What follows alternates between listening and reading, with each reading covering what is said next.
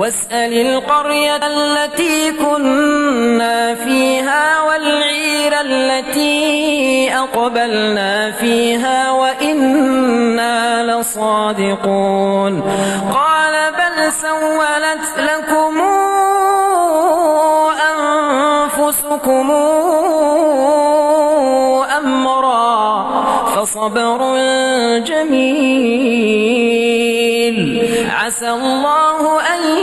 ياتيني بهم جميعا إنه هو العليم الحكيم وتولى عنهم وقال يا أسفا على يوسف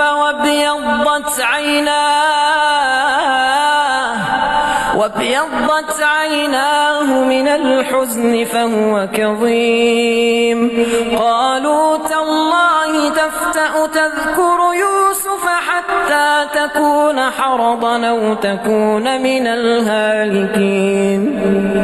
قال إنما أشكو بثي وحزني إلى الله وأعلم من الله ما لا تعلمون يا بني اذهبوا فتحسسوا من يوسف وأخيه ولا تيأسوا من روح الله إنه لا ييأس من روح الله إلا القوم الكافرون فلما دخلوا عليه قالوا يا أيها العزيز مسنا وأهلنا الضر وجئنا ببضاعة مزجاة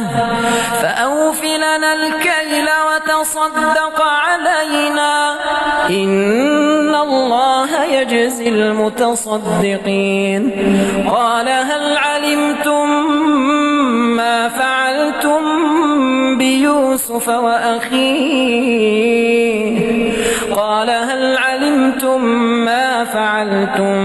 بيوسف وأخيه إذا أنتم جاهلون قالوا أئنك لأنت يوسف قال أنا يوسف وهذا أخي قد من الله علينا إنه من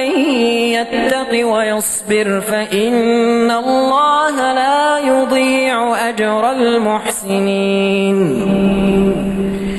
قالوا تالله لقد آثرك الله علينا وإن كنا لخاطئين قال لا تثريب عليكم اليوم يغفر الله لكم وهو أرحم الراحمين اذهبوا بقميصي هذا فألقوه على وجه أبي يات بصيرا واتوني بأهلكم أجمعين ولما فصلت العير قال أبوهم إني لأجد ريح يوسف لولا أن تفندون قالوا تالله إنك لفي ضلالك القديم فلما أن جاء البشير ألقاه على وجهه فارتد بصيرا قال ألم قل لكم إني أعلم من الله ما لا تعلمون قالوا يا أبانا استغفر لنا ذنوبنا إنا كنا خاطئين قال سوف أستغفر لكم ربي إنه هو الغفور الرحيم فلما دخلوا يوسف آوى إليه أبويه وقال ادخلوا مصر إن شاء الله آمنين ورفع أبويه على العرش وخروا له سجدا وقال يا أبتي هذا تاويل رؤياي من قبل قد جعلها ربي حقا